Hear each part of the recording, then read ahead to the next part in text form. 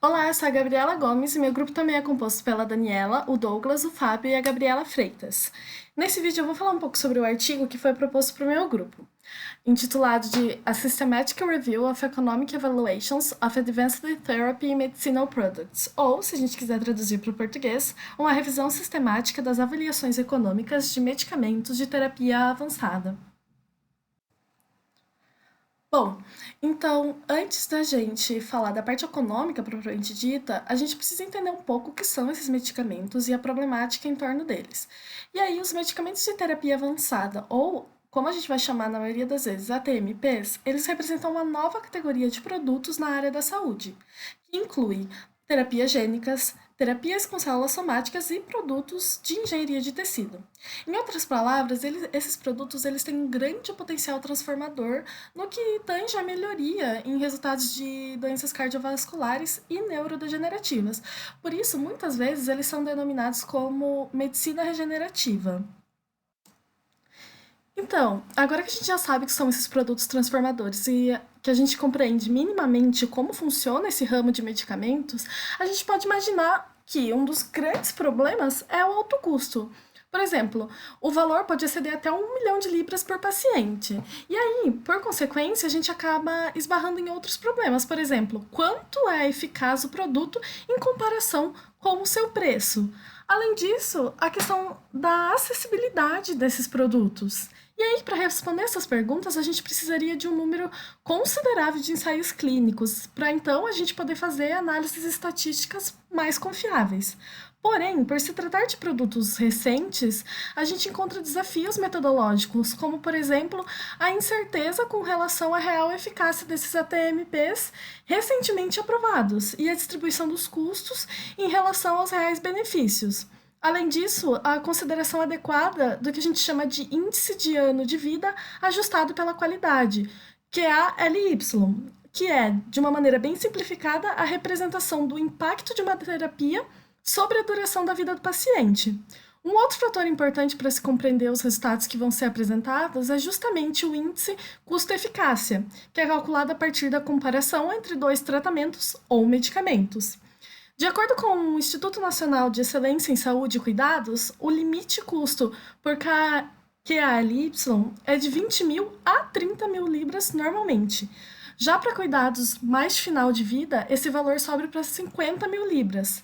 E para tratamentos de condições raras, até 100 mil libras. Dessa forma, esse artigo teve por objetivo revisar e criticar as avaliações econômicas publicadas, destacar as evidências atuais sobre a relação custo-benefício e identificar e avaliar os desafios metodológicos específicos para esse caso.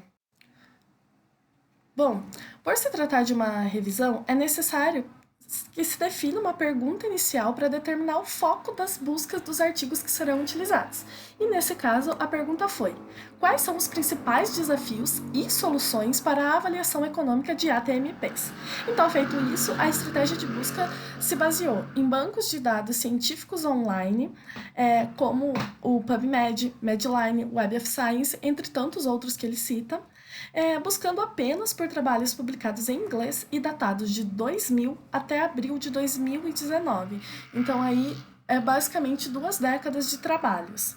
Sendo que, para fazer as buscas, foram utilizadas diversas combinações de termos que relacionam tanto as ATMPs e as avaliações econômicas. Para isso, foi muito feito o uso da palavra "and", e em inglês, né?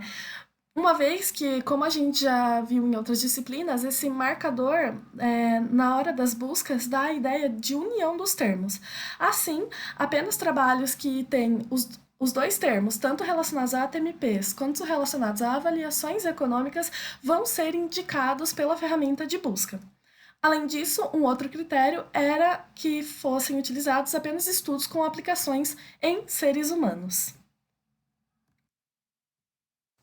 O método continua excluindo alguns artigos fora de padrões propostos, como, por exemplo, aqueles que apresentavam uma avaliação econômica somente parcial, dando preferência àqueles que traziam também os custos, a análise de eficiência e a utilidade ou benefício dos gastos. Foram excluídos também trabalhos como os editoriais e seus semelhantes, dentro dos quais a gente pode citar também as cartas, comentários de artigos e apenas resumos da avaliação, ou seja, aqueles que não traziam resultados novos de fato.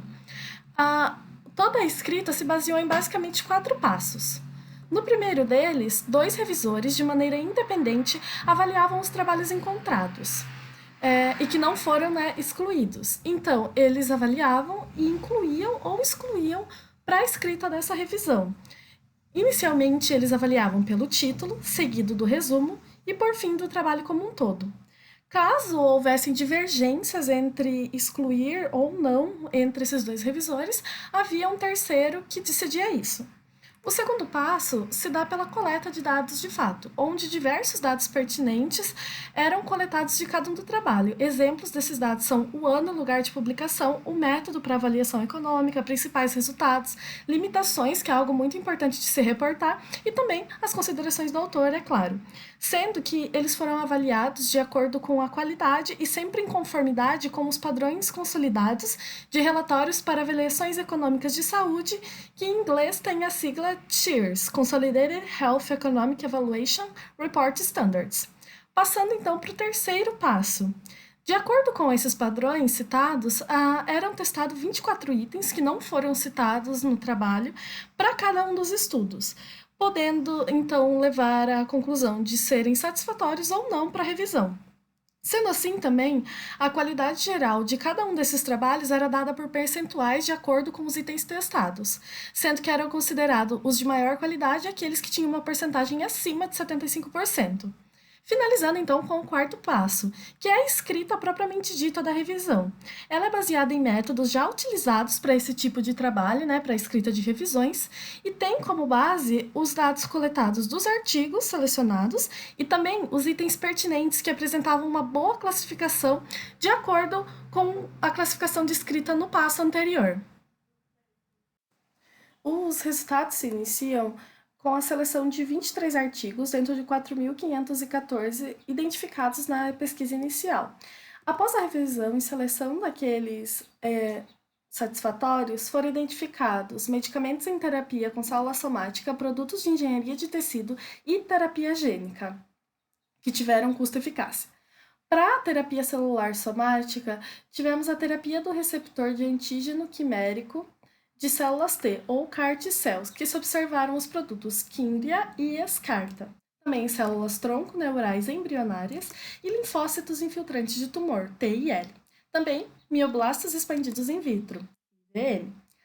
Para os produtos de engenharia de tecido, foi observado o ACI, ou transplante autólogo de condrócito, e para a terapia gênica, células CD34+, autólogas, transduzidas com um vetor lentiviral que contém o gene ADA humano, produto Streamvelis, e a terapia comercialmente conhecida como Luxturna. Dentro desses, apenas o Kindria, que é o primeiro que eu citei, de terapia CAR T-cells, não mostrou evidência de uma relação custo-eficácia. Então, a título de curiosidade, os produtos relacionados à terapia CAR T-cells se diferenciam na sua produção, porém possuem o mesmo princípio de utilizar células do sistema imunológico do próprio paciente para a identificação de células cancerígenas. Como o trabalho é uma revisão de avaliações econômicas, os resultados são com muitas informações relevantes, mas caso elas sejam demonstradas superficialmente, elas ficam bastante confusas. Então, nos resultados a gente vai destacar, sem focar tanto em valores monetários da taxa de custo-eficácia.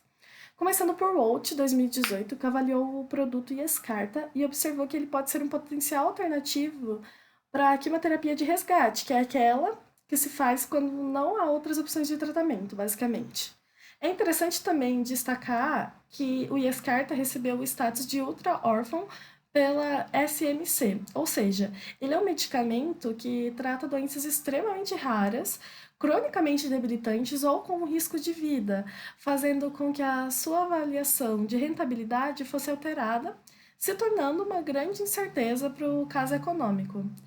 Já as células tronco neurais embrionárias se mostraram economicamente viáveis em pacientes diagnosticados com o início precoce de mal de Parkinson. Terapia com linfócitos infiltrantes de tumor, o TIL, será dominante caso a previsão de maior geração de QALI, que é aquele índice já citado, em um menor custo ocorrer comparado com o ipilimumab. Já o tratamento com mioblastos expandidos in vitro atualmente não é dominante quando comparado com o MUS, Mid-Urethral Slings, mas se especula que os custos de procedimento do IVM eles vão ter uma redução conforme o custo de expansão de células acabar reduzindo. Bom, agora, rapidamente, dos produtos de engenharia de tecido, o transplante autólogo de condóstro ele não se mostrou tão rentável se comparado com o de microfraturas, o MF. Porém, se o Decision Marker pagar aproximadamente 20 mil libras por KLY, o ACI vai ter de 56% a 59% mais rentável que o MF. E aí, por fim, os medicamentos da terapia gênica, o Stringvalis teve um ICR menor que 10 mil libras por QALY e foi aprovado para ser usado no tratamento de ADA-SCID, que é uma doença hereditária rara que dificulta a manutenção de linfócitos saudáveis. Já o Luxturna teve um ICR de 48.100 libras por QALY e está relacionada com o tratamento de perda de visão, mais especificamente a distrofia da retina hereditária mediada pela RPE 65. Durante essa revisão, diversos desafios metodológicos puderam ser observados e a gente vai citar e analisar alguns deles agora. Como, por exemplo, o primeiro fato foi a baixa qualidade dos relatórios devido a alguns detalhes metodológicos incompletos, como país de origem, tempo de duração do tratamento e análises sensitivas, que geram uma avaliação de erros e incertezas. Além disso, como já foi citado, os ATMP são muitas vezes indicados para doenças raras. Isso apresenta uma dificuldade no recrutamento de pacientes e aumenta seus custos. E principalmente torna muito difícil a presença de evidências clínicas fortes. Isso tanto na literatura quanto em publicações. E, inevitavelmente, há uma grande incerteza, o que torna necessário suposições e extrapolações. Por fim, também existem autores que indicam que os ATMPs possuem características exclusivas, como o alto custo inicial que os pagadores enfrentam e a natureza variável de suas características ao longo do tempo. E esses fatores precisam ser considerados, mas atualmente eles não são, o que torna os resultados ainda menos precisos. Dessa forma, a gente consegue observar que, por se tratar de produtos recém-aprovados, há uma grande dificuldade de se realizar um exame preciso em relação à parte econômica, porque há uma escassez muito grande de dados de ensaios clínicos a longo prazo. Consequentemente, é impossível realizar uma análise profunda da relação custo-benefício, o que gera estimativas tendenciosas por parte dos analistas, e isso dificulta bastante a obtenção de financiamento para esses medicamentos. Bom, essa é a referência utilizada. Para quem quiser ler o trabalho na íntegra, está no e-mail da turma, assim como os demais artigos. Muito obrigada!